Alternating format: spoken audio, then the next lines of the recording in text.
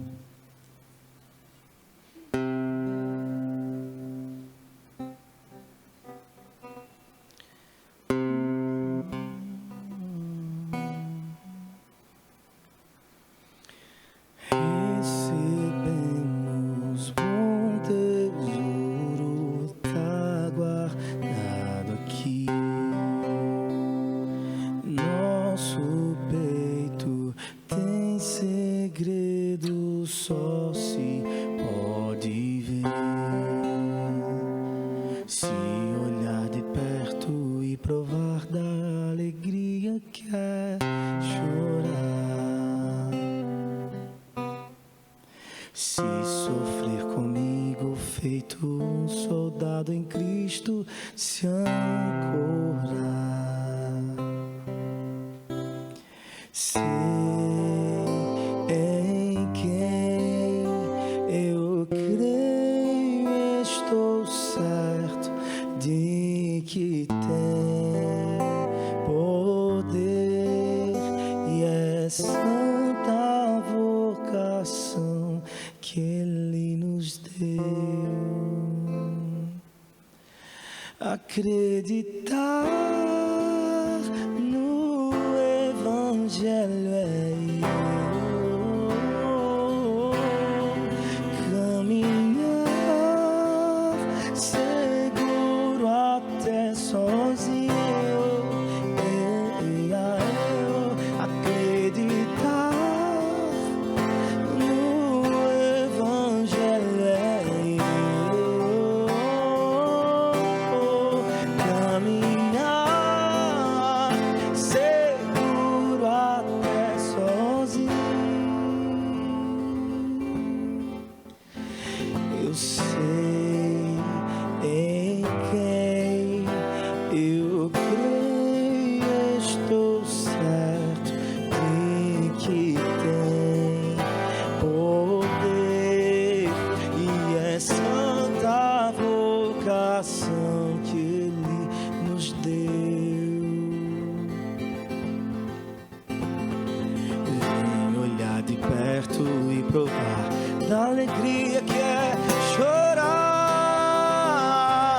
Acreditar no Evangelho caminhar seguro até sozinho. Acreditar no Evangelho e caminhar seguro até sozinho.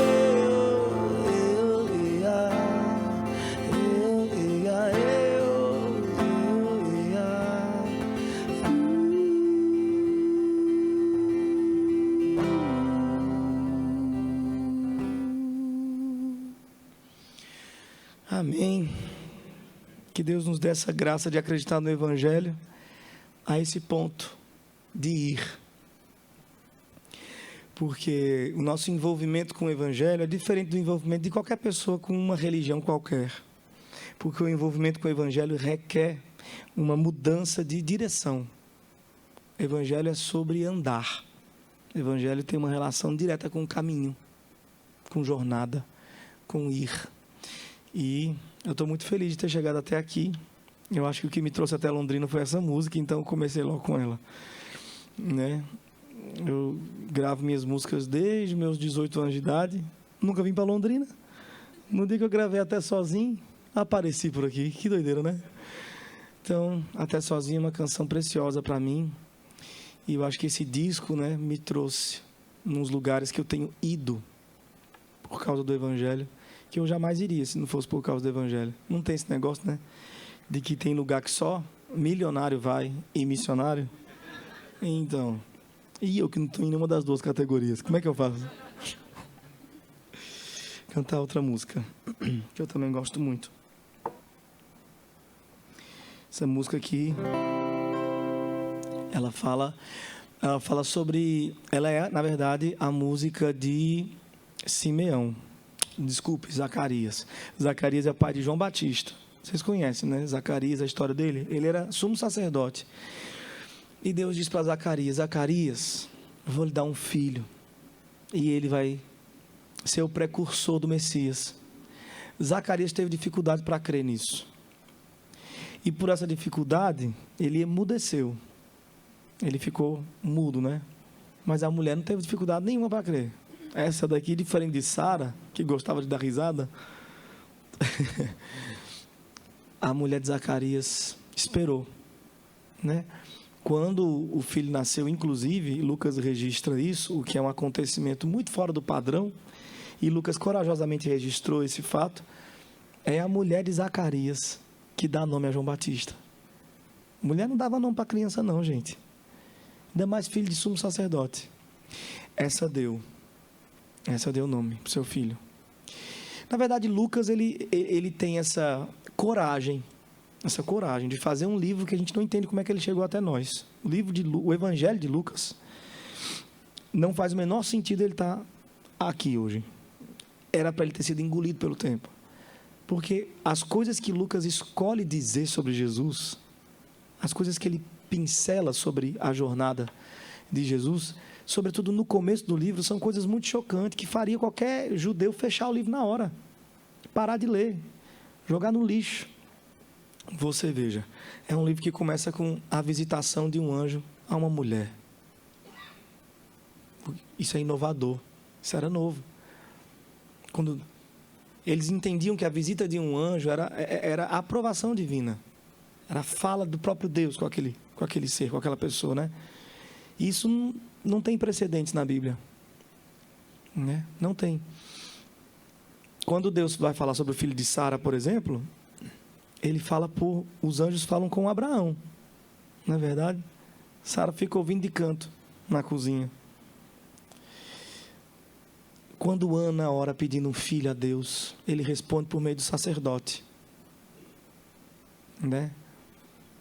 Mas quando Deus vai anunciar o nascimento de Jesus, ele faz isso a uma mulher. E Lucas registrou, ele quis registrar isso, logo no começo do livro. Como se não bastasse, no começo do livro também tem mulher cantando,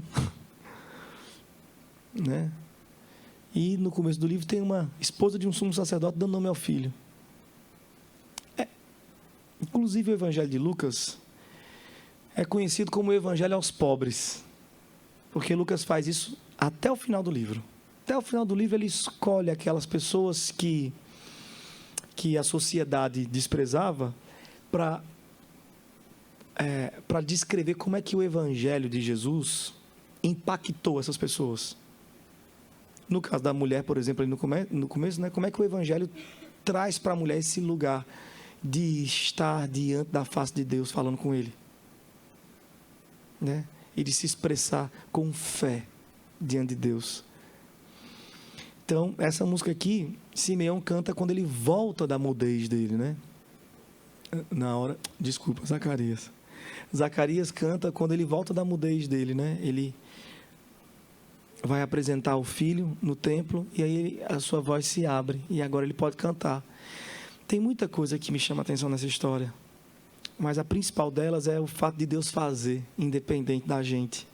Deus não precisa da nossa fé, graças a Deus, né? A nossa fé é tão pequena, tão frágil, a nossa fé é tão tremulante. A gente precisa tanto se ancorar em Cristo, né? Deus não precisa da nossa fé, Ele promete e Ele cumpre, independente se a gente vai crer ou não. Ele faz o que Ele apraz, e Ele prometeu que faria isso, e Ele fez. E aí Zacarias abre sua boca e canta, que é a primeira coisa que a gente faz quando a gente vem da nossa incredulidade. A gente canta louvores ao Senhor. Então essa música é muito especial, demonstra a fidelidade de Deus.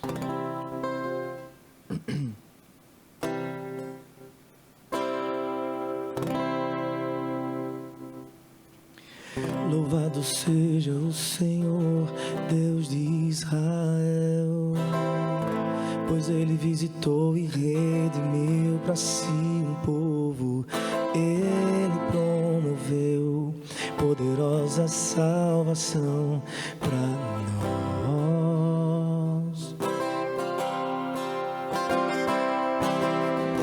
Aquilo que um dia Ele falou por seus profetas, aquilo que anunciou às gerações antigas, Ele fez cumprir, Ele nos salvou de nós.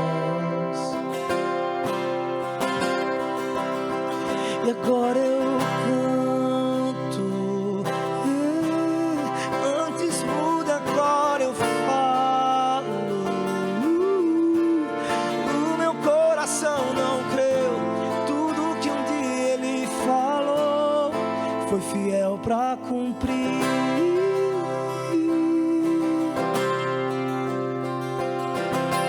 Louvado seja o Senhor, Deus de Israel, pois Ele visitou e redimiu para si um povo. Ele promoveu poderosa salvação para nós.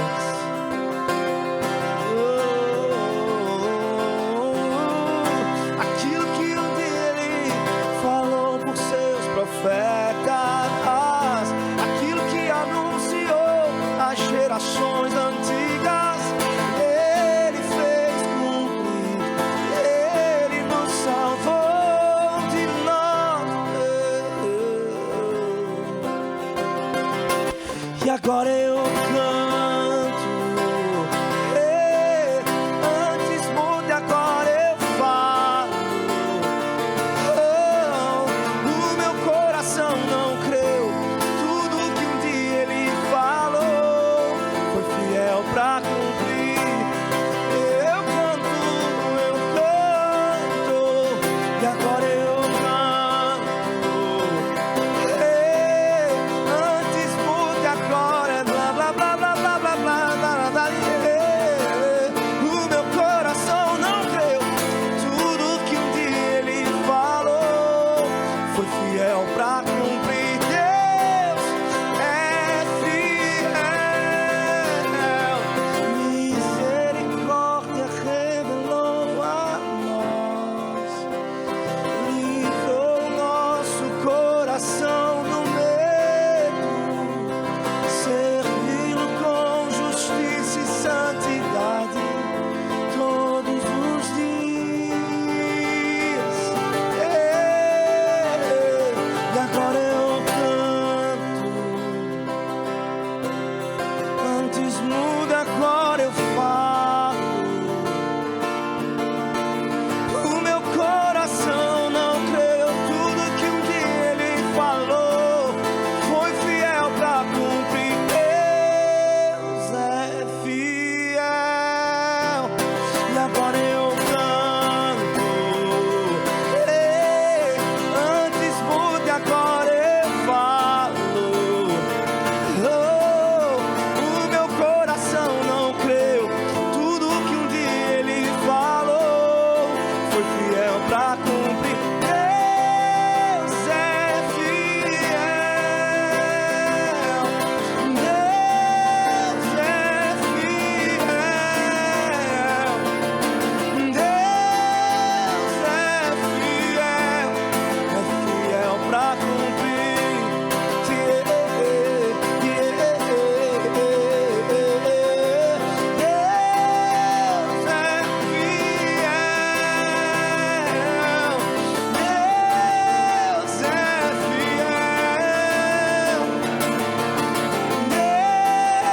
é fiel pra cumprir.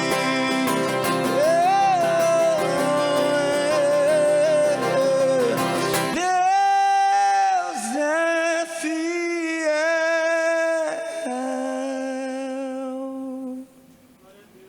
Amém. Ele é fiel, né, gente? Vamos ver se Ele vai ser fiel comigo para eu cantar até a última música, né? Que a voz está indo embora. Também, gente, uma cidade fria dessa, totalmente desnecessário esse frio. Não faz o menor sentido. Não tem pra que esse frio, gente. Lá no Nordeste, a gente vive muito bem com 45 graus, 47. Todo mundo tá de boa, tá bem, feliz, cantando pra cima e pra baixo. Ninguém perde voz lá.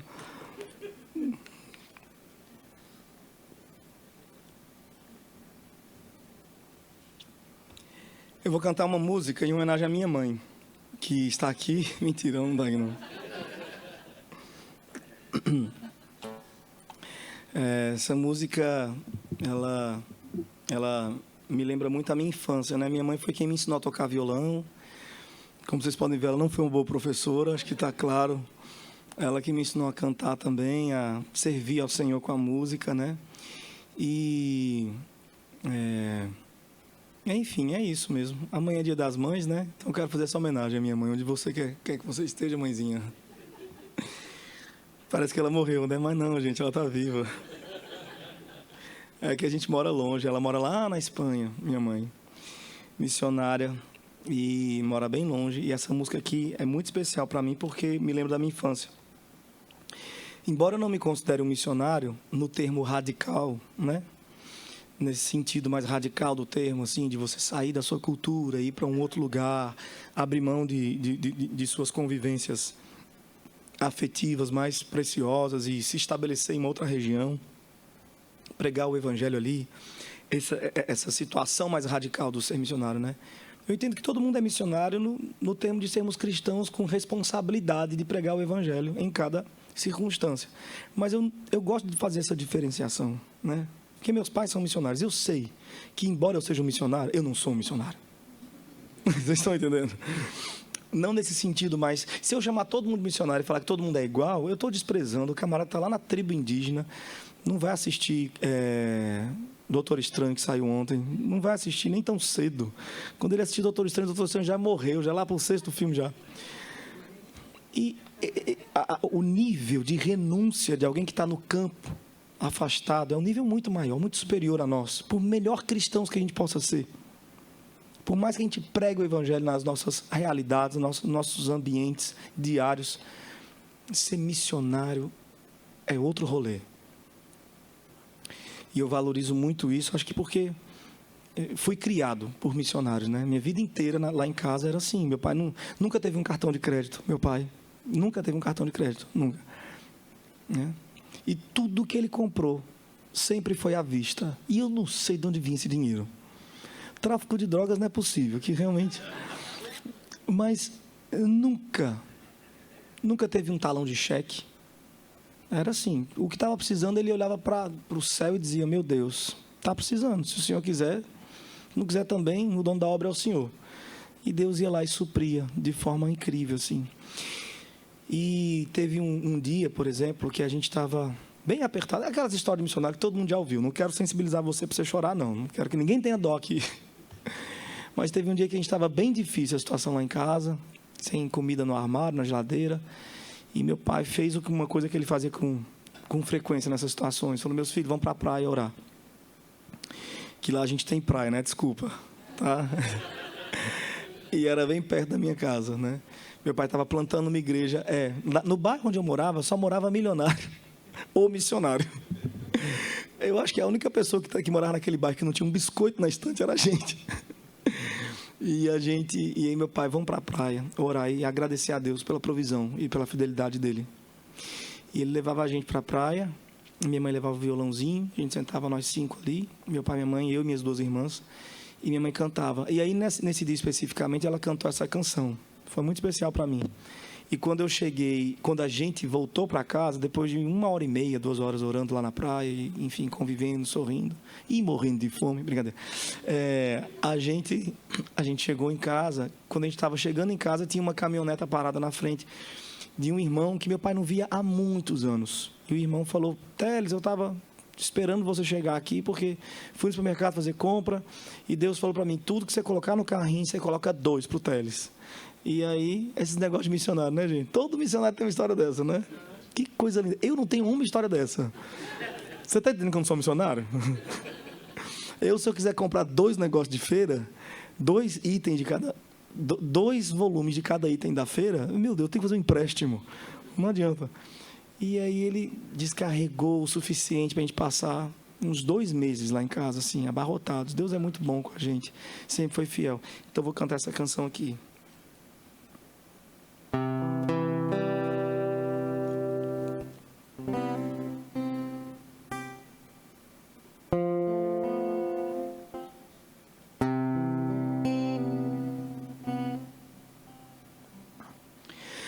Ouve-se a voz do Senhor.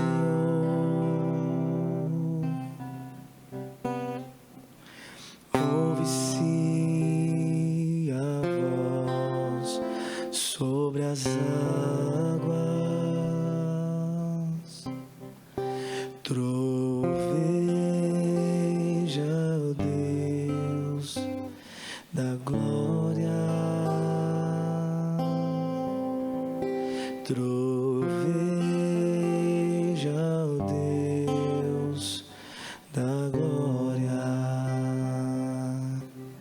A voz do Senhor é poderosa, voz do Senhor quebra os cedros. Sim, o Senhor despedaça cedros do Líbano, despede em chamas de fogo, a sua voz é majestosa. Sim, o Senhor troveja sobre as muitas águas.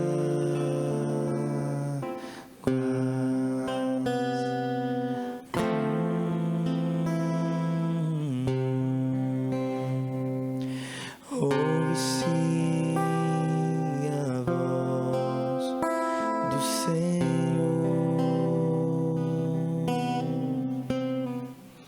ouve-se a voz sobre as águas. Troveja, ó Deus da glória. Troveja, ó Deus da glória.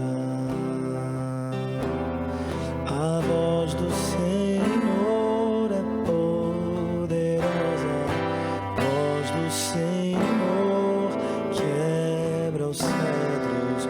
Sim, o Senhor despedaça os cedros do Líbano, despede em chamas de fogo, a sua voz majestosa.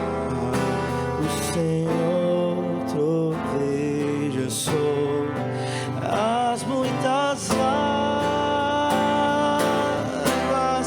A voz do Senhor é poderosa, voz do Senhor quebra os cedros. Sim, o Senhor despedaça cedros do Líbano,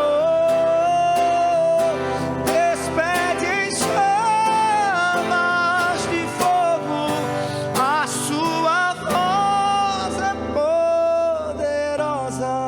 Sim, o Senhor troveja sobre as muitas águas.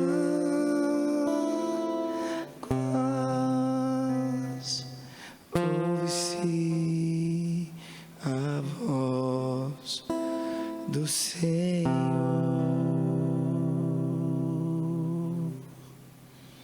Amém. Ele é fiel. Glória a Deus. Então vamos para a Bíblia?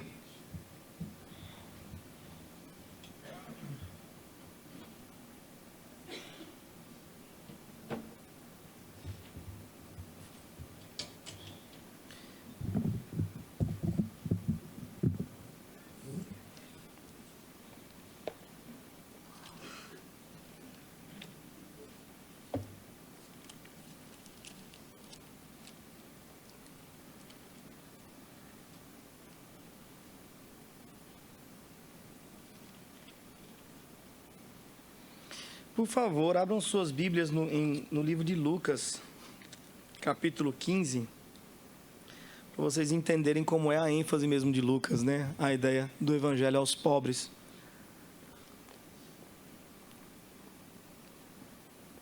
Lucas, capítulo 15, é uma das minhas parábolas preferidas de Jesus. Então, o que acontece em Lucas, capítulo 15, meus irmãos? Por conta desse momento que a gente vive de fracionar e fragmentar a Bíblia toda, a gente costuma abordar Lucas 15 como se fossem 3 parábolas diferentes, né? Tem a parábola da ovelha, perdida, a parábola da moeda perdida e a parábola do filho perdido. É como se fossem 3 histórias. Inclusive, a gente tem até a sensação de que cada uma dessas histórias tem um sentido próprio, distinto da outra, e que foram faladas por Jesus em momentos diferentes também. Não é o caso. A Bíblia não foi escrita em capítulos e versículos. Embora isso tenha sido uma boa invenção, né? Alguém uma vez falou, eu vou dividir em capítulos. E dividiu a Bíblia toda em capítulos, saiu dividindo, né? Isso é uma boa invenção porque ajuda a gente a se localizar, né, nas escrituras. E depois, anos mais tarde, alguém mais, que eu esqueci o nome dos 2 camaradas, deve ter sido algum branco europeu, com certeza. Mas alguém mais teve a ideia de dividir a Bíblia, os capítulos em versos. Então, tem coisas muito positivas nisso. Para a gente se localizar é excelente. Mas também tem causado na nossa geração, que é uma geração preguiçosa, né, na leitura e tudo, essa sensação de que um verso é suficiente para qualquer coisa, né? Você vai ler na Bíblia verso a verso, como se os capítulos não tivessem muitas conexões assim. Quem escreveu Lucas não intencionou que você lesse apenas um verso salteado do meio da carta e tentasse entender a razão completa da carta, né? Você jamais vai conseguir chegar na razão completa da carta fazendo esse tipo de abordagem, né, em Lucas ou em qualquer outro livro da Bíblia. Então, é muito bom quando a gente tem uma compreensão mais completa dos assuntos, né, de cada carta. Aqui, no que se refere ao que Lucas escreve ao excelentíssimo Teófilo, porque essa carta foi escrita a um camarada aí chamado Teófilo, ao narrar aqui, que está registrado no capítulo 15, essa história, ele não pretendia que a gente compreendesse essas parábolas de forma isolada. A ideia é que a gente olhe para elas como se fosse uma única história. Então, os intérpretes mais clássicos do texto sagrado vão, inclusive, sugerir não a parábola da ovelha perdida, a parábola da dracma perdida, a parábola do filho pródigo ou filho perdido. Eles vão sugerir um único título, né? A parábola dos perdidos, né?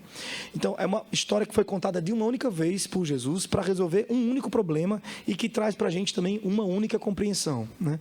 Embora tenha enormes aplicações, né? Infindáveis aplicações.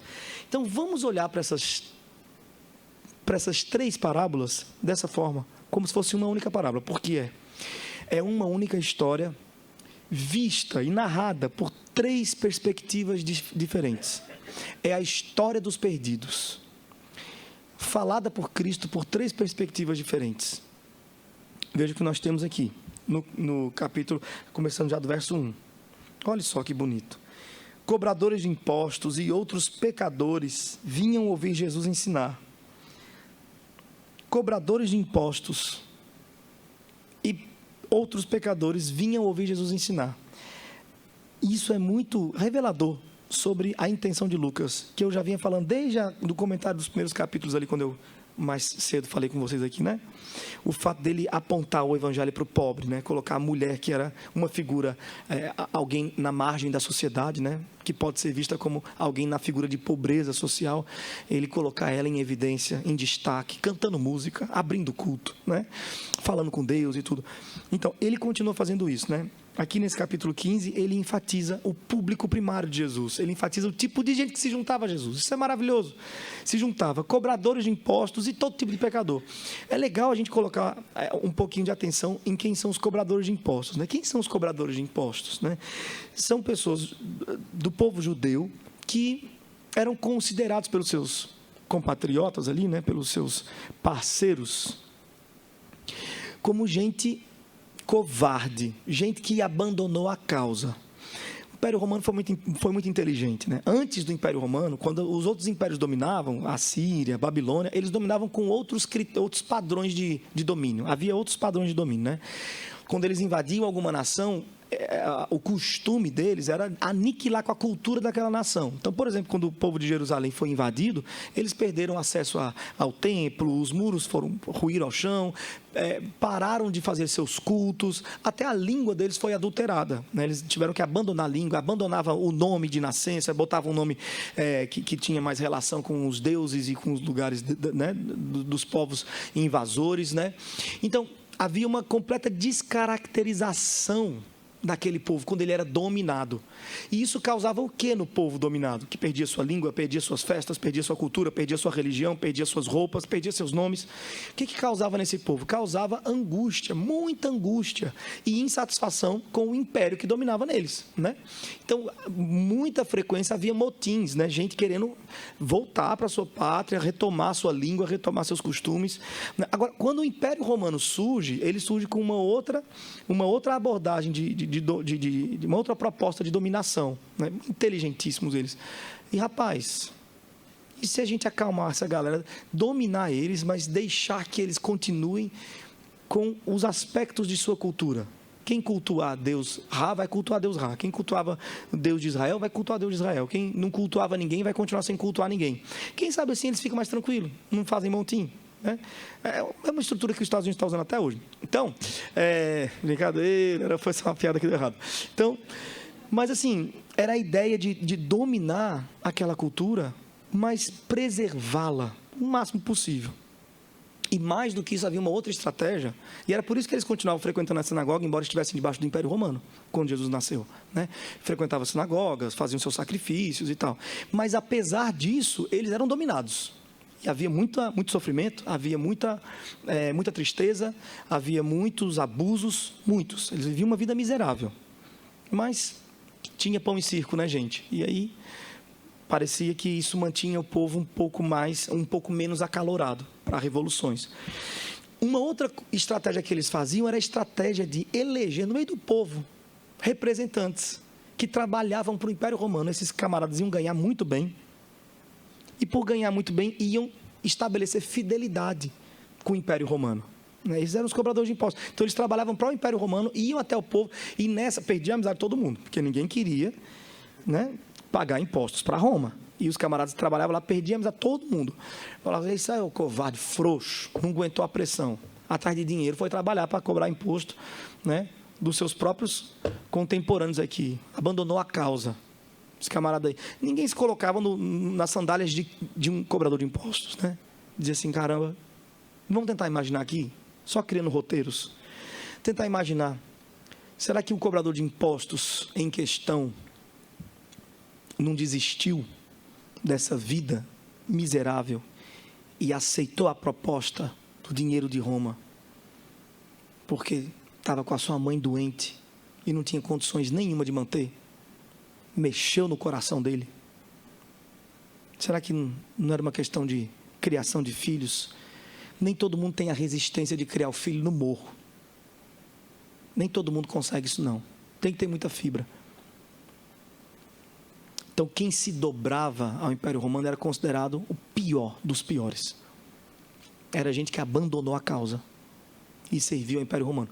E nesse processo de servir ao Império Romano, sempre anteviam: olha, o pessoal não está satisfeito, está rolando um motim, está levantando liderança ali e acolá. Aí o Império Romano intervinha, via de regra. Como é que eles intervinham? Matando o camarada que estava fazendo motim? Nem sempre. A primeira ideia era trazê-lo para perto. Era comprando o camarada, né? Tornando ele parte da engrenagem, parte do sistema. Era por aí que o Império Romano... Por isso que ele sobreviveu tanto tempo, né? Então, ninguém se assentava com um cobrador de impostos. O camarada era frouxo, covarde e abriu mão da causa. Desertor. Era assim que ele era visto. Imagine a alegria de Zaqueu, a surpresa. Desce depressa. Eu vou jantar na sua casa hoje. E Zaqueu, na minha casa? Caramba, quantos anos eu não recebo alguém, um amigo? Quantos anos ninguém quer jantar comigo? Pois eu quero. Pode abrir sua casa. Imagine a correria de Zaqueu para preparar tudo.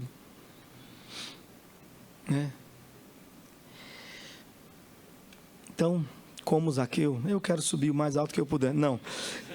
Como Zaqueu, outros cobradores de impostos também se juntavam a Jesus e se sentiam acolhidos. Jesus, o Senhor entende a minha frouxidão, não entende? Jesus, o Senhor entende que para mim não é fácil passar fome. Eu queria ter a resistência dos meus irmãos, mas eu não tenho. Eu sou covarde. O Senhor me entende, Jesus. E Jesus entendia. e outros pecadores mais se juntavam também na roda. Então, esse é o público que está em volta de Jesus, no começo da história aqui. E aí, olha só o que vai dizer sobre os fariseus, né? Os fariseus e mestres da lei o criticavam, dizendo: esse aí se reúne com pecadores e até come com eles. Então, havia Jesus ao centro. Havia um círculo à sua volta de gente da pior qualidade. Cobradores de impostos e demais pecadores. Não vou nem estar falando quais são os pecados da galera. Como se o Lucas vai dizendo, tudo que é tranqueira. Estava tudo em volta. E em volta desse círculo de pecadores tinha o círculo dos juízes, né? Dos fariseus e dos mestres da lei. Os mestres da lei olhavam para essa situação e diziam: olha lá isso daí. Recebe pecadores e, o que é bem pior, o que agrava tudo, o que é o fim da picada, come com eles. Porque comer com os pecadores na cultura judaica era exatamente aprovar, dividir a vida, era partilha, era o que havia de mais íntimo, era o que você fazia só com gente amiga mesmo, amigo do peito. Comer junto, você não comia junto com um estrangeiro, você dava esmola para ele, você não comia junto com o aleijado que pedia esmola, porque ele estava nessa situação porque pecou, ou ele ou alguém da família dele. Então você não se misturava, você dava esmola para ele e saía se sentindo assim: eu sou muito filantrópico mesmo, realmente, obrigado Senhor, porque eu sou muito filantrópico. Então você dava a esmola, mas você não se envolvia, você não sentava para comer com ele, porque era um homem pecador. O estrangeiro era pecador, o cobrador de impostos era pecador, você não sentava para comer, você dava esmola. Jesus sentava para comer. Que negócio interessante, Jesus. E essa preferência dele por quem é frágil, por quem é alvo do juízo dos outros, por quem é confesso também. Confesso. E aí estavam achando isso estranho. É aí que essa é a chave que abre a história dos pecadores, dos perdidos. Esse comentário dos mestres da lei, esse daí recebe pecadores e come com eles. Jesus ouvindo isso, fala assim: como é que eu resolvo isso? Eu vou aproveitar um ensejo, vou contar uma história. Eu vou contar uma história. Porque aí eu falo, eles não entendem nada. Eu desenho e eles não entendem nada. É para quem tem olho não ver. Para quem tem ouvido, escutar, mas não ouvir. Ou ouvir, não escutar. Verso 3. Então Jesus lhes contou esta parábola: qual dentre vós é o homem que, tendo 100 ovelhas, e uma delas se perdendo, não deixará as outras 99 no pasto, e buscará a perdida até encontrá-la? E quando a encontra, ele a carregará alegremente nos ombros, e a levará para casa. Quando chegar, ainda reúne os amigos e vizinhos, e ainda diz assim: alegrem-se comigo, pois encontrei minha ovelha perdida. Da mesma forma, há mais alegria no céu por causa do pecador perdido que se arrepende, do que por 99 justos que não precisam de arrependimento. Então Jesus olha assim e fala assim: vocês estão achando estranho que eu estou aqui sentado para comer com gente pecadora? Eu acho vocês estranhos também. Vocês me acham estranho? Ah, pois a recíproca é a mesma? Para mim, vocês são estranhos. Eu olho assim, acho tudo estranho. Vocês, qual dentre vocês aqui, por exemplo, tendo 100 ovelhas no pasto, aí perde uma, fica doidinho? Essa história, para a gente tem um distanciamento geográfico, social muito grande dela. Então a gente não consegue compreender muito bem, com muita exatidão, o que Jesus queria dizer. Então vou tentar ajudar vocês aqui nessa noite. Vamos tentar compreender isso dentro dos nossos termos, né? Primeiro que quando Jesus usa a figura da ovelha e do pastor de ovelha, ele está usando uma figura comum da realidade daquele povo. Era algo que acontecia mesmo. Ele não falou uma história hipotética, poética e distante demais da realidade daquelas pessoas. Jesus foi na veia. Um negócio que acontecia todo dia no meio deles. Qual dentre vós aqui tendo 100 ovelhas? Eu tenho meu rebanhozinho lá, eu tenho. Eu também tenho. E aí perde um, não fica doido. Ontem, semana passada. Rapaz, isso não aconteceu comigo também? E não sei o que, rapaz, eu fiquei doido, foi 3 dias no meio do mato, desbravando o mato, eu doido, já pensando, desesperado, pensando: meu Deus do céu, não é possível não, eita, o velho é sem futuro. Aconteceu desse jeito. E Jesus falou assim: pois eu acho você estranho, Ah, tá, negócio de ovelha. Ovelha para eles, gente, não... Essa busca desenfreada pela ovelha perdida, que Jesus aponta que eles praticavam com frequência, não é por conta do afeto. A gente tem um carinho por essa história. A gente olha assim, falando, que coisa bonita, o pastor... Jesus está falando assim, vocês são materialistas. Vocês ficam doidinhos atrás do dinheiro, porque ovelha não era um bichinho precioso, não, era moeda de troca, era negócios. Vocês estão achando estranho que eu estou cercado de pecador? Eu acho estranho vocês, atrás de ovelha, feito uns doidos. Deixa eu tentar adaptar. Qual dentre vocês aqui, tendo comprado um iPhone de última geração, deixando-o cair em balde d'água, sabendo que ainda não pagou nem a terceira parcela, não fica desesperado e corre, sobe morro, sobe em cima de cadeira, trupica na mesa atrás de um pote de arroz para socá-lo dentro, e socando o celular dentro, não dobra o joelho, desesperado, para que Deus dê a graça desse arroz sugar e absorver toda aquela umidade. E você espera 72 horas, conforme rege a legislação do YouTube. E havendo esperado 72 horas, qual dentre vós, ao abrir o pote de arroz, tirar o celular, ligar e perceber que está bem, não chama a casa toda e os vizinhos, venham comigo, meu celular estava perdido e foi achado. Estava morto e reviveu. Isso aí já é o final da parábola, né? Meu celular estava perdido e foi achado. E celebra. Pois eu digo a vocês que no céu a festa não é por causa de bens materiais, não. É por causa de perdido, de gente. É por causa de gente. No céu, a alegria é por causa de um pecador que se arrepende. Lá a gente se alegra muito mais por isso do que por 99 que não precisa de arrependimento. Quem são esses 99 que não precisam de arrependimento? Ele está fazendo aqui uma comparação com a história do pastor. Perdeu uma, se alegrou com essa uma. Aí Jesus fala, no céu a gente se alegra não é com ovelha não, a gente se alegra com pecador arrependido. Olha como é que é o finalzinho.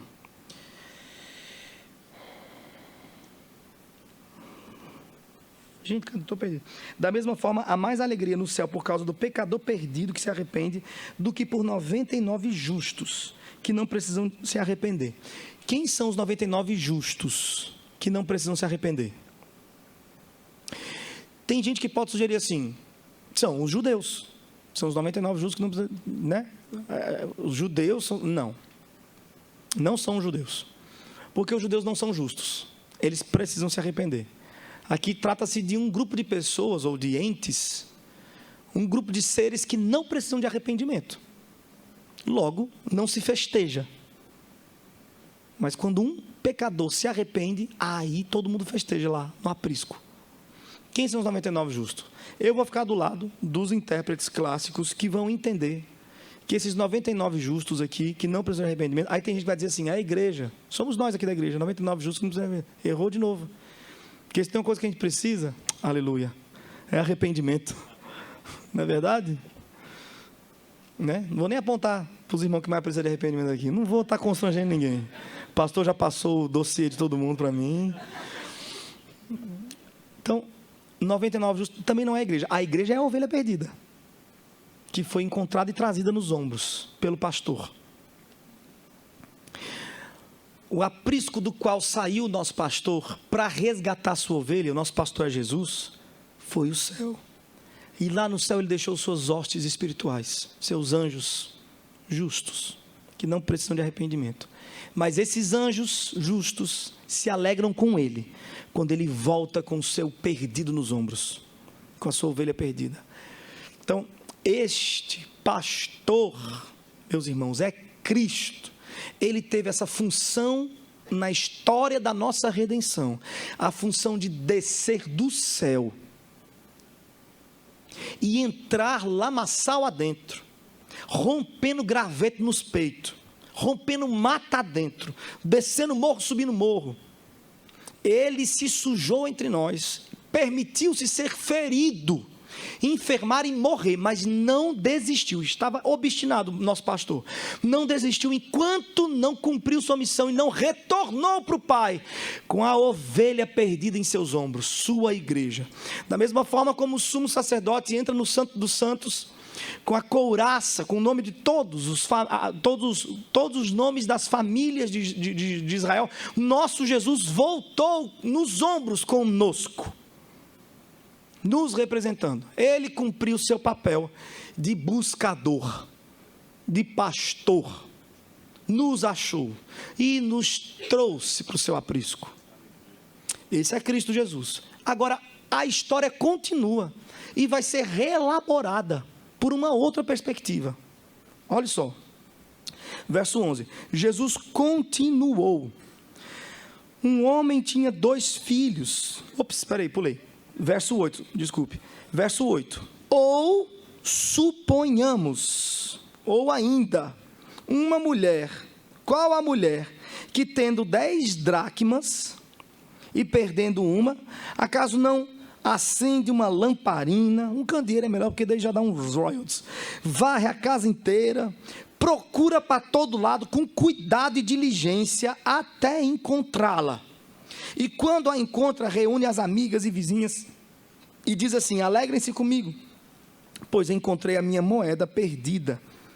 Da mesma forma, veja só o reforço da ideia de que são os anjos, os 99 justos. Da mesma forma, há alegria na presença de quem, gente? Dos anjos de Deus, quando um único pecador se arrepende. A história é reelaborada, mas a gente tem algumas coisas diferentes aqui. Primeira coisa que eu acho interessante comentar sobre essa reelaboração da história. Agora nós temos um personagem feminino. É quase como se Jesus estivesse ali naquela multidão, dissesse assim: qual é o homem que... Aí as mulheres tudo assim, desse jeito, tudo uns bandos de besta. E aí, Jesus, só um minutinho que eu já chego aí, viu? E ao terminar essa história que tem uma imediata identificação com o sexo masculino, ele agora propõe uma história que tem uma imediata identificação com o sexo feminino. Isso é maravilhoso, isso é um cuidado de Jesus para com a mulher. Ele direciona o seu discurso para o universo feminino. Gente, muito obrigado, Lucas, por registrar isso. Jesus, ele foi intencional, preocupado, atencioso às mulheres. Ele teve essa preocupação, esse carinho, que a gente não tem. A gente, via de regra, a gente não tem esse carinho com as mulheres, não. Primeira coisa curiosa é essa: Jesus direciona o seu discurso para a mulher, coisa que os rabis daquela época não fazem isso, não. Perder tempo adaptando discurso para o universo feminino, para quê? Oxente, e eu perdi o que com as mulheres? Não vou ensinar mesmo, não são ninguém, não tem nem alma. Vocês sabiam que já rolou essa na história da igreja? Um concílio para decidir se a mulher tinha alma ou não? Se deveríamos tratá-la como alguém que merece ser salvo, merece a pregação do evangelho para ser salvo, ou como um animal de estimação.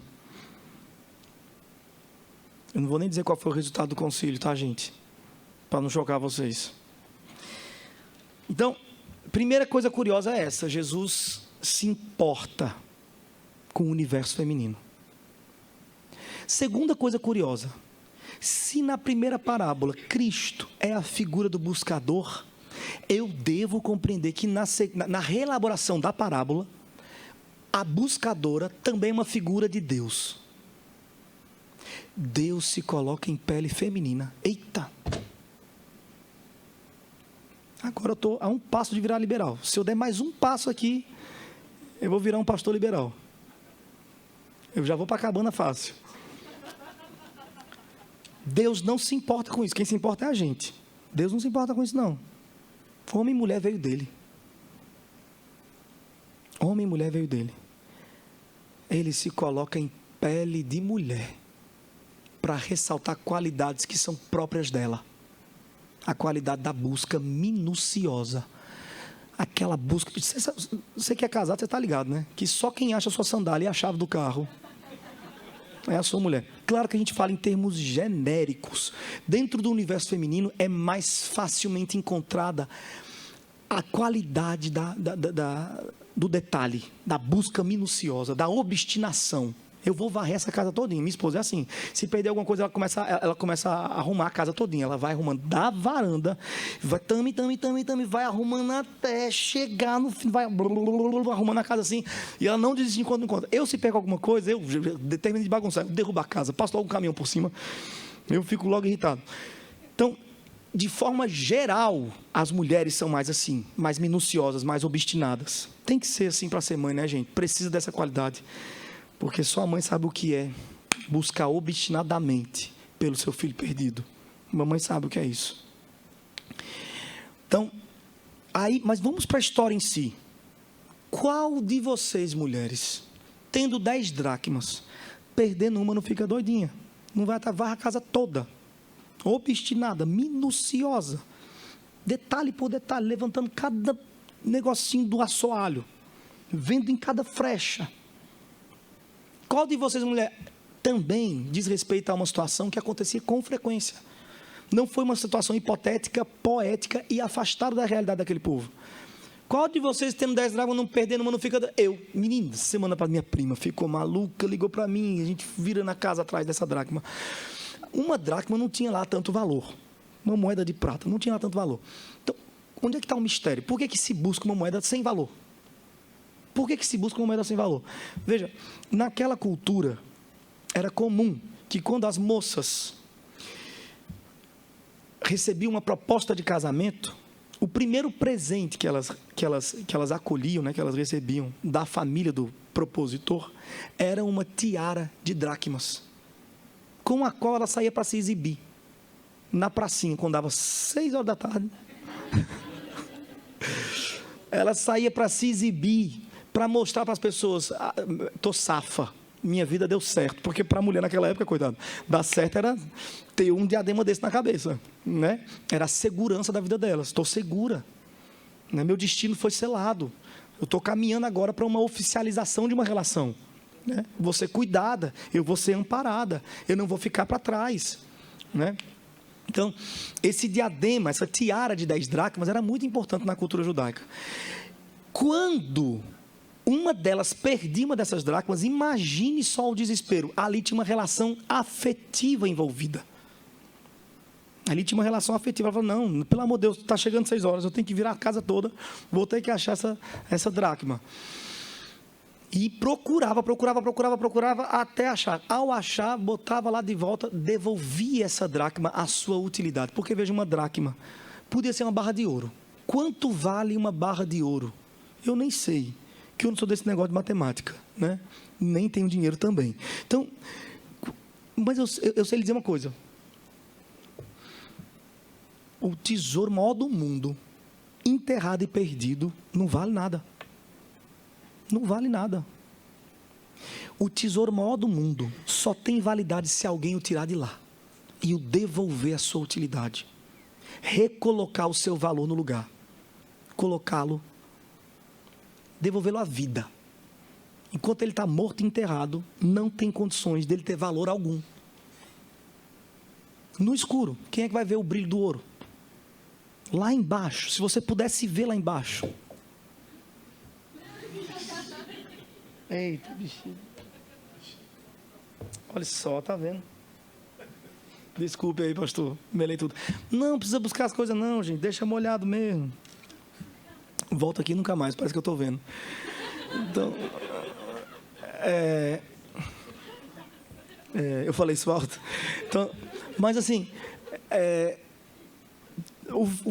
se você pudesse ver lá embaixo da terra, você não veria o brilho do ouro. Não veria. Não tem valor, não tem brilho, não tem beleza. Está morto. É como essa dracma. Ora, quem é essa figura, meus irmãos? Senão o Espírito Santo, que, aliás, recebe na Bíblia o mesmo título que a mulher recebe: Auxiliador. O Espírito Santo é esse que nos busca, nos encontra, quando estamos mortos em nossos delitos e pecados, numa situação de inutilidade, inatividade, desvalorizados, e Ele nos toca. E quando o Espírito Santo nos acha e nos toca, o nosso valor é devolvido para o lugar. A gente volta ao nosso lugar de utilidade.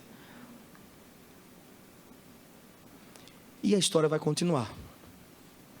E Jesus vai dizer assim, Jesus continuou no verso 11. Agora, gente, sobre isso aqui, a gente está caminhando para o final, né? A gente vai para a última parte da história. A última reelaboração da história dos perdidos.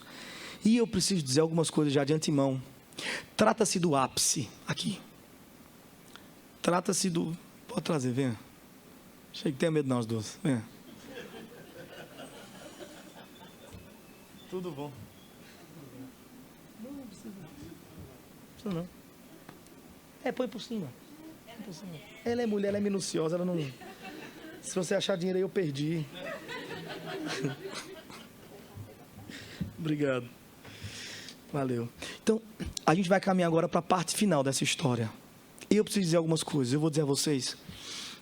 Meus irmãos, se você gosta de cinema, de literatura, de romance, prepare-se para encontrar com o maior roteirista do mundo, Jesus. Ele criou uma história aqui. O nível dramático dessa história aqui, dessa parte final, o nível dramático é, meu Deus do céu, altíssimo. A reviravolta, o plot twist. Meus irmãos, o que essa história causou no público que está ouvindo Jesus foi para transtornar. Jesus, ao contar essa história, ele se coloca como o maior roteirista e romancista da história do mundo. E digo mais para vocês, essa história é repetida nos filmes que você mais ama. Me diga aí qual é o filme que você mais ama. As histórias mais belas do mundo não são mais do que sombra da história do filho perdido. Então, você precisa fazer um exercício para se colocar no lugar do primeiro ouvinte, o judeu. Porque se para nós isso aqui é só uma história legal, para o judeu isso aqui era uma bomba. Jesus vai acabar com tudo. Mas se daí, comendo com um pecador, quem já viu um negócio desse, que coisa horrorosa, ainda diz que é Messias. Aí Jesus olha assim, vocês estão me achando estranho, né? Comendo com... Eu acho vocês estranhos também. Qual de vocês aí, tendo ovelha, tudo atrás, né? Aí o pessoal já começa a ficar incomodado, assim, oxe, esse homem aí, me acusando. E as mulheres também, negócio atrás de...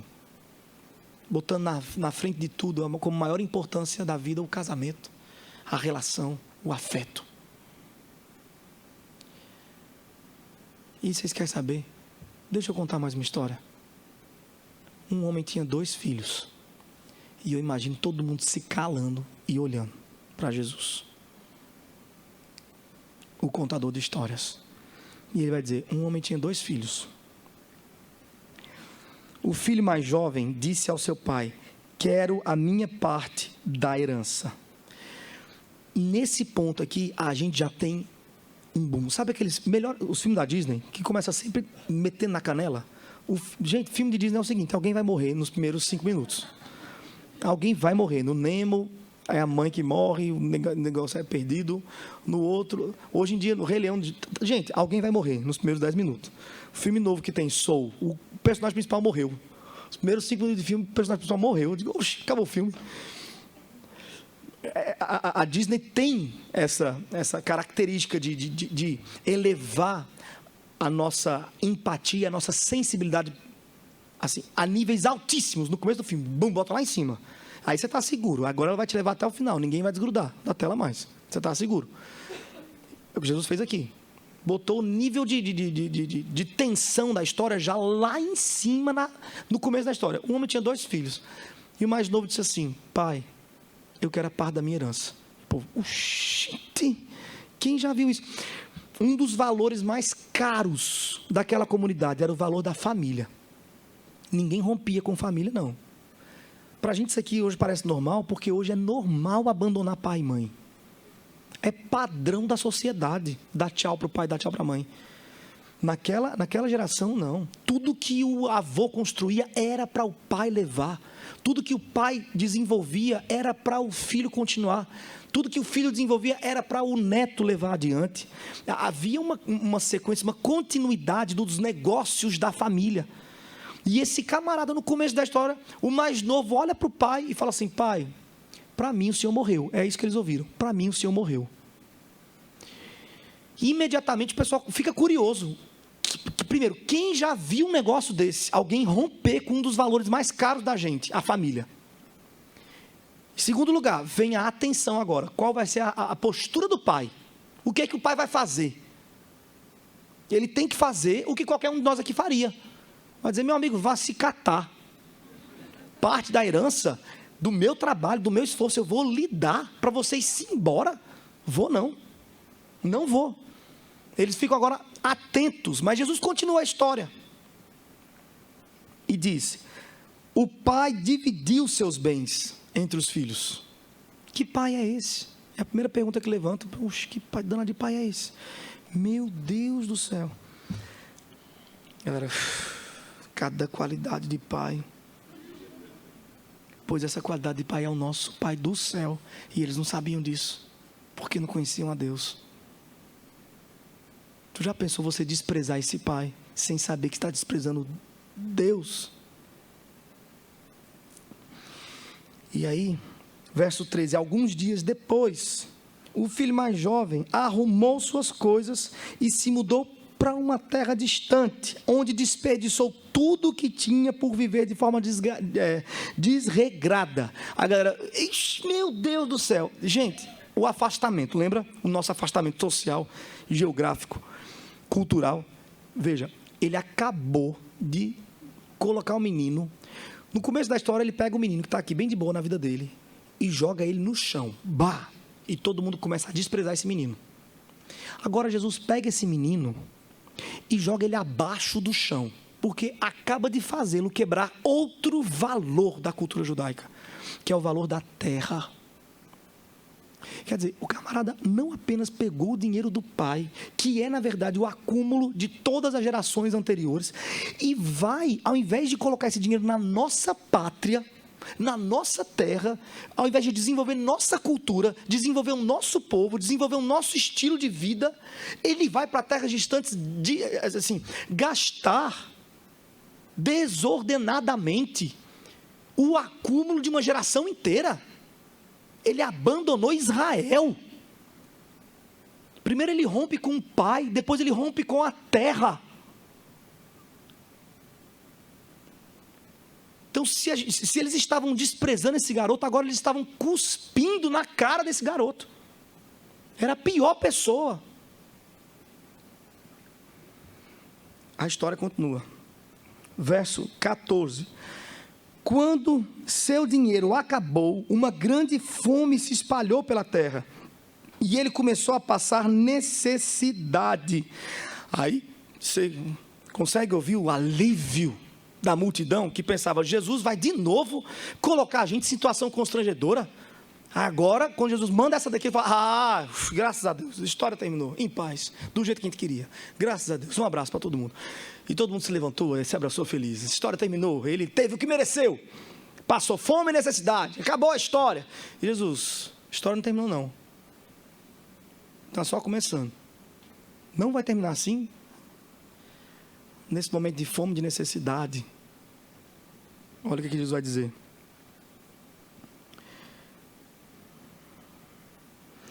Ele convenceu um fazendeiro da região a empregá-lo, e esse homem o mandou aos seus campos para cuidar de porcos. Aí a galera levantou: pelo amor de Deus! Não. Rompeu com o último valor da cultura. Rompeu com a Torá.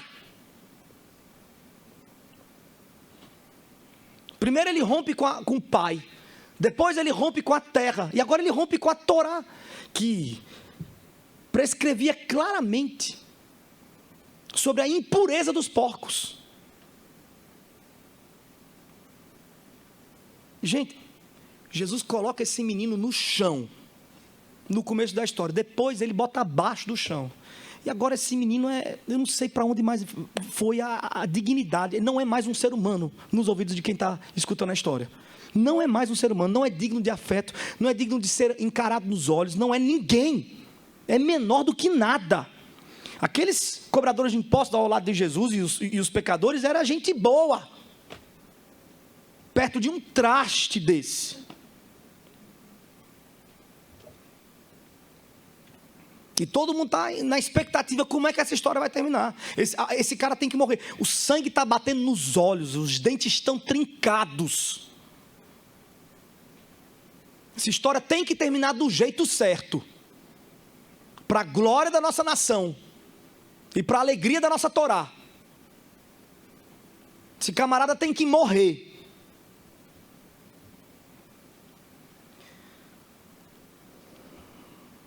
A história fica pior porque, embora quisesse saciar a fome com as vagens dadas aos porcos, ninguém lhe dava coisa alguma. Ele queria comer a comida dos porcos. Meu Deus do céu. E aí, olha só, no verso 17: quando finalmente caiu em si, disse: até os empregados de meu pai têm comida de sobra, e eu estou aqui, morrendo de fome. Levantar-me-ei, eu gosto dessa versão, mas aqui está escrito: vou retornar à casa de meu pai, e dizer: Pai, pequei contra o céu e contra o Senhor, e não sou mais digno de ser chamado seu filho, por favor, trate-me como um de seus empregados. Quando finalmente caiu em si, gente, deixa eu fazer um comentário sobre esse momento da história, em que ele cai em si e volta para a casa do seu pai. A gente tem algumas músicas que cantam isso, essa história aqui, e sempre enfatizam a saudade que o filho tem do pai. Não foi o que aconteceu, gente. Ele teve fome, e não saudade do pai. Ele teve fome.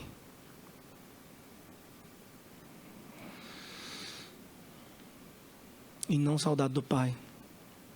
Porque o evangelho não é o evangelho das pessoas que sabem fazer a coisa certa.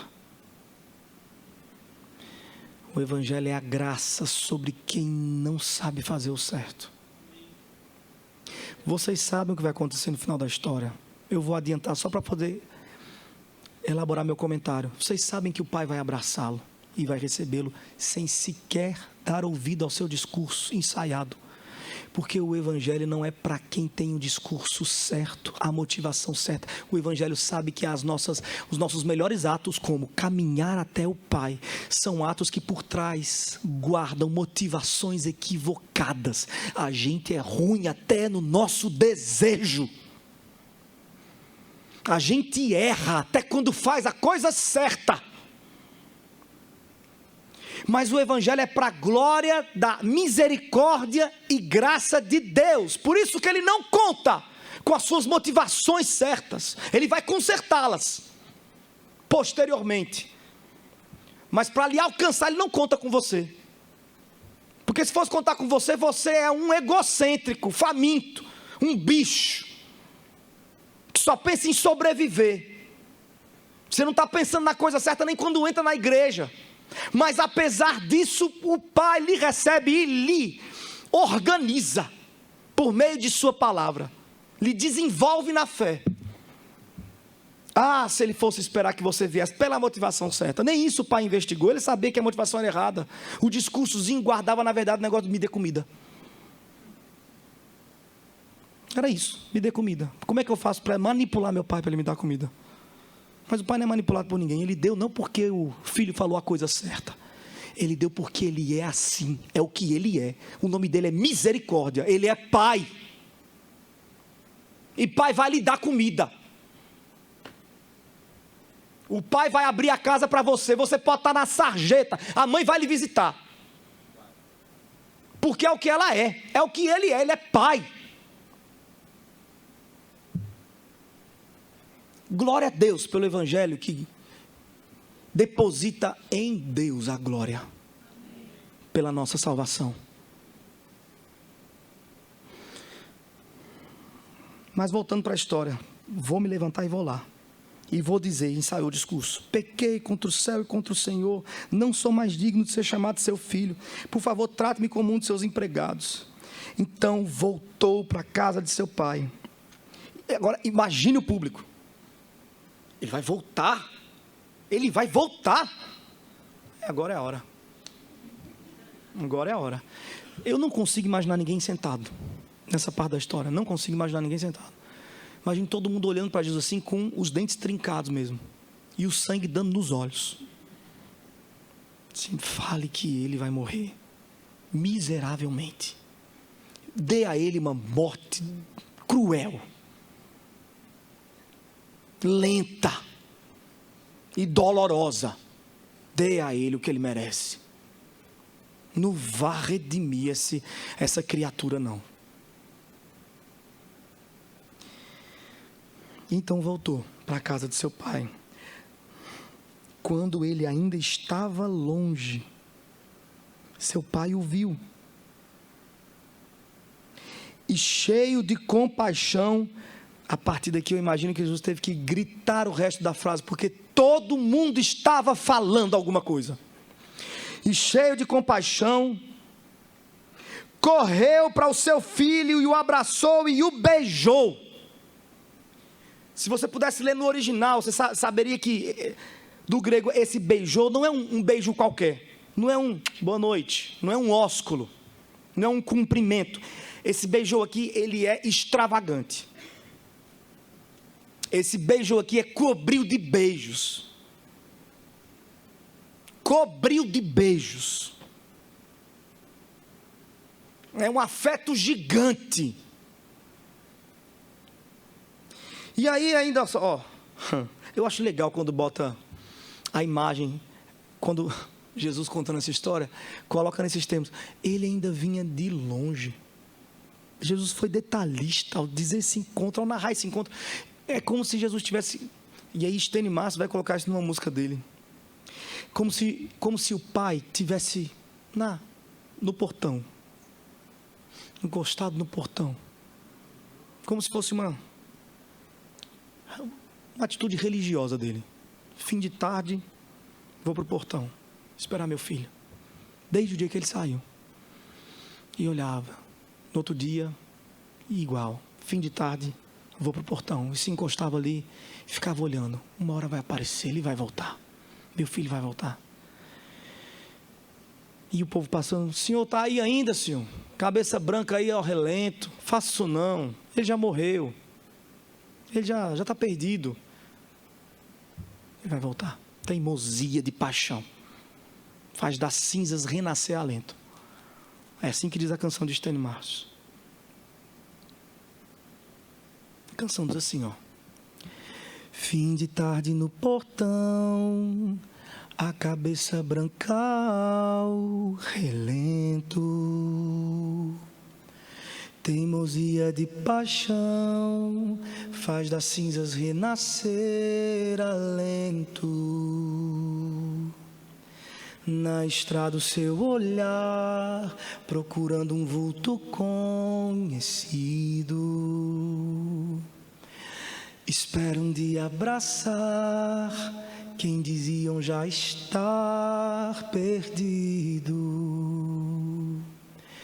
O seu amor é tão forte, mas que o inferno e a morte são torrentes que arrebentam o chão.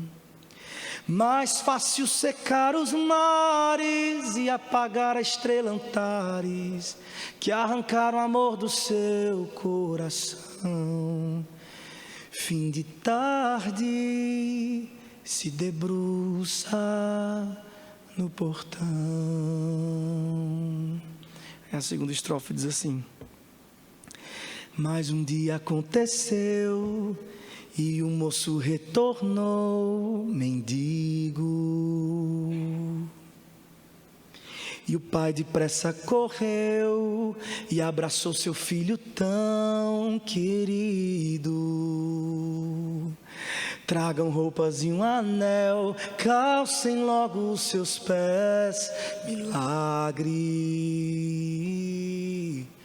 vinho do melhor tonel, tanta alegria em mim não cabe. O seu amor é tão forte, mais que o inferno e a morte, são torrentes que arrebentam o chão. É mais fácil secar os mares e apagar a estrela Antares, que arrancar o amor do seu coração. Fim de tarde, está deserto o portão.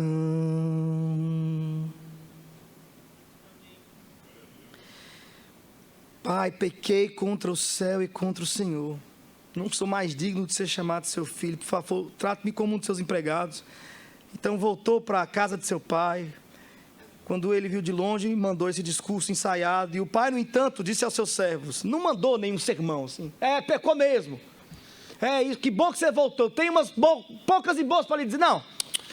Tá, filho, tá. Gente, roupa para o menino rápido aqui. Ele está fedendo. Traz aqui um sapato. Coitado dos pais dos meus filhos. Traz aqui um anel de volta. Meu filho estava morto e reviveu. Perdido e foi achado. E essa fala de Jesus amarra a história todinha. Meu filho estava morto e reviveu. A moeda, imediatamente anterior. Perdido e foi achado. A ovelha. Jesus, o maior roteirista do mundo, contando a história maravilhosa da redenção, do jeito que ela tem que ser contada, por 3 perspectivas, porque foi um Deus triuno que nos salvou. O Filho desceu na terra, feito um pastor obstinado, arrancando mato nos peitos, se entregando a toda sorte de animal, em busca da sua ovelha, e voltou, missão cumprida. Agora estava na vez do Espírito Santo descer, e ele veio em busca de todas as ovelhas por quem Cristo morreu, todas, e o Espírito Santo as encontra uma a uma. Inclusive, se você é uma delas, fuja o quanto puder. O Espírito Santo vai lhe encontrar. Se Cristo morreu por você, Ele vai lhe encontrar. E Ele vai tocar no seu coração morto, perdido, inútil, e vai lhe devolver a sua utilidade. E uma vez que o Filho tocar em você, sabe o que vai acontecer imediatamente? Caindo em si, você vai dizer, eu estou com fome, eu preciso me alimentar. E você vai voltar para a casa do Pai. O Pai que está assim, ó. O Filho fez a sua obra, o Espírito fez a sua obra, e agora o Pai acolherá em sua casa todos os seus filhos. E a história termina, o que é? Termina assim.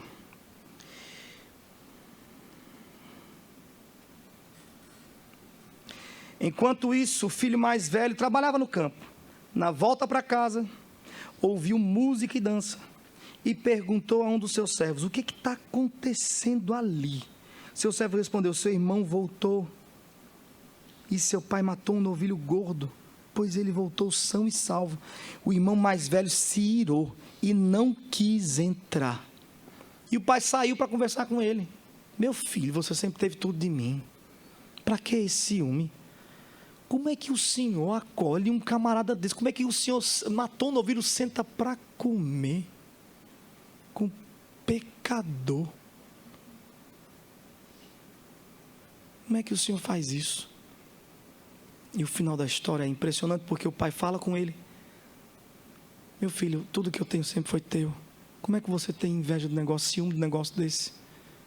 E o pai volta para a festa, e a história termina com o filho mais velho do lado de fora. A gente não sabe o que vai acontecer, uma tensão, a história termina em suspensão, todo mundo termina a história com um fôlego suspenso, um coração apertado, pensando, mas e aí? Jesus só vira e sai. Aqui a gente tem o pessoal do começo da história, representado nessa figura. Como é que você come com pecadores? Como é que você não se alegra com a obra da redenção?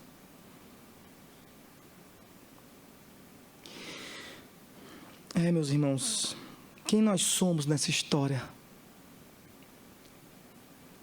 Nós somos a ovelha perdida, a dracma inútil, o filho acolhido pelo Pai. Nós somos a igreja de Deus. Nós somos chamados também para ser o pastor que vai atrás de quem está perdido, a mulher que devolve a utilidade e a dignidade para os outros, e o pai que se alegra quando o moribundo chega na porta. A gente também é esse personagem. Eu só espero que a gente não seja o irmão mais velho, confortável demais no nosso gueto, no nosso status quo, na nossa condição de igreja, sem preocupação nenhuma com quem está morrendo lá fora. E mais, ardendo de ciúmes toda vez que Deus salva alguém que você não salvaria. Só espero que a gente não seja esse terceiro personagem.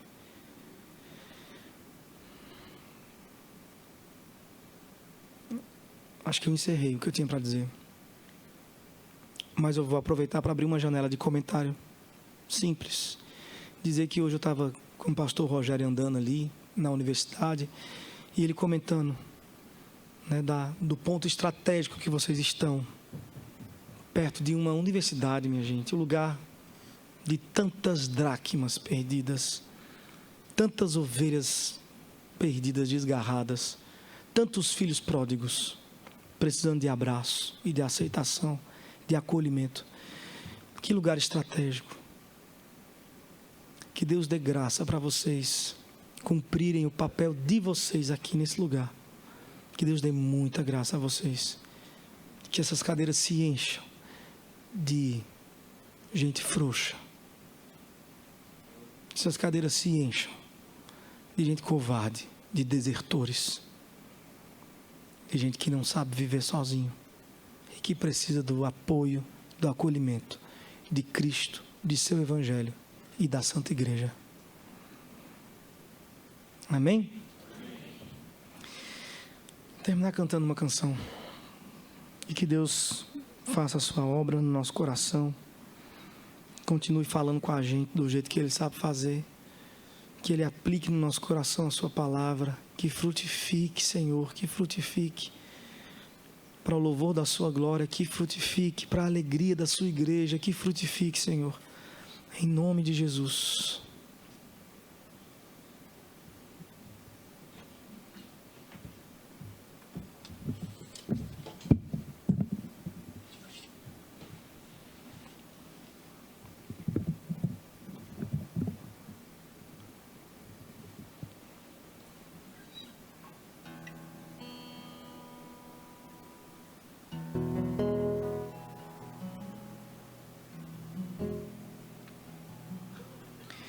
Fim de tarde no portão, a cabeça branca ao relento. Teimosia de paixão faz das cinzas renascer alento. Na estrada o seu olhar, procurando um vulto conhecido.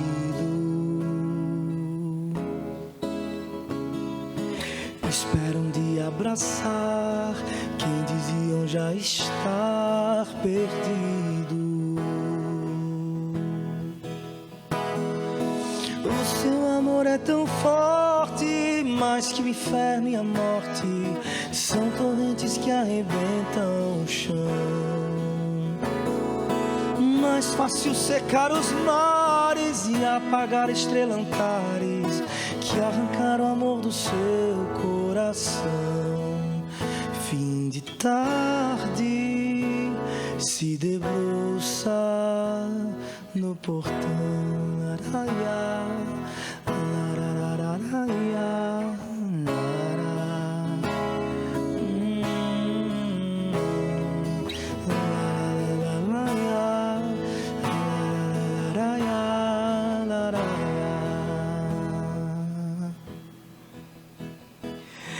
Mas um dia aconteceu e o moço retornou mendigo. E o pai depressa correu e abraçou seu filho tão querido. Tragam roupas e um anel, calcem logo os seus pés, milagre. Vinho do melhor tonel, tanta alegria em mim não cabe. O seu amor é tão forte, mais que o inferno e a morte. São torrentes que arrebentam o chão. Mais fácil secar os mares e apagar estrelantares que arrancar o amor do seu coração. O seu amor é tão forte, mais que o inferno e a morte. São torrentes que arrebentam o chão. Mais fácil secar os mares e apagar a estrelantares que arrancar o amor do seu coração. Fim de tarde, está deserto o portão.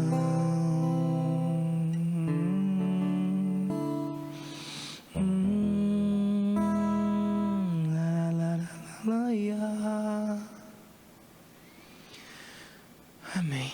Que Deus abençoe vocês.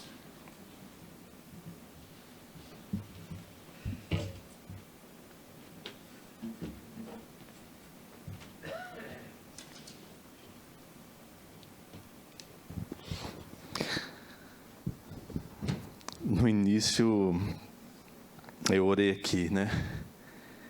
Pedi para que o Senhor, se fosse necessário, trouxesse desconforto. Não esperava que fosse tanto.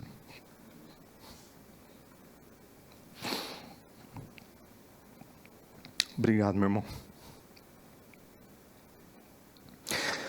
Irmãos, eu queria dizer para você, assim, com muita honestidade no meu coração. Aproveita esse tempo com esse rapaz, com esse menino de 35 anos. O que Deus está fazendo na vida dele é muito grande. Marco, talvez você não tenha ideia. Eu sei que você está cansado. Eu sei que Deus tem te levado para todo lado. Mas persevera, meu irmão. Persevera, porque o que Deus está fazendo na sua vida é grande. Eu louvo a Deus pelo desconforto que Ele tem causado em nosso coração hoje. Se você não está sentindo esse desconforto, alguma coisa está errada. E não é com a palavra. Não é com a palavra. Que em nome de Jesus essa palavra encontre lugar no nosso coração. No coração dessa igreja. Que em nome de Jesus, isso que foi ministrado no nosso coração hoje, nessa noite aqui, para essa igreja jovem que faz 15 anos, possa encontrar lugar de verdade. Que ela possa crescer, que ela possa dar muito, muito fruto. Não para a nossa glória, não para a glória dessa igreja, para esse nome, Catuaí, mas para o reino de Deus, ao qual nós servimos. Que em nome de Jesus, meus irmãos, nos próximos anos, essa igreja possa cumprir o seu papel. Em nome de Jesus. Só isso. O desejo do meu coração como pastor dessa igreja é que essa igreja cumpra o seu papel. Que ela cresça e amadureça para a glória de Deus.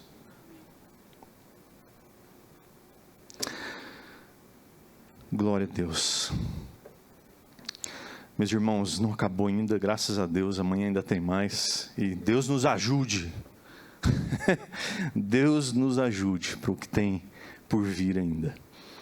Mas que em nome de Jesus, esse desconforto, que se for para nos fazer crescer, que Ele venha. Que Ele seja ainda maior. Que Ele nos faça ser igreja de verdade, aonde Ele nos colocou para ser. Em nome de Jesus, que venha esse desconforto. Não foi por acaso que Deus fez com que esse menino saísse lá de João Pessoa, por um acaso surgisse aqui para nós, por causa de uma música, para que hoje ele estivesse aqui, despejando isso que a gente acabou de ouvir. Porque foi despejado, viu, meu irmão? E foi sem dó. E eu louvo a Deus por isso. Que venha mais. Amém, queridos? Que Deus te abençoe, que você tenha uma ótima noite de descanso. Tem café ainda lá? É? Mas tem alguma coisa para... Tem? Eita, benção. Não, pede, né? Preciso de uma mesinha agora. Então, desce lá, gasta um tempo com esse menino aqui, porque, não sei, né?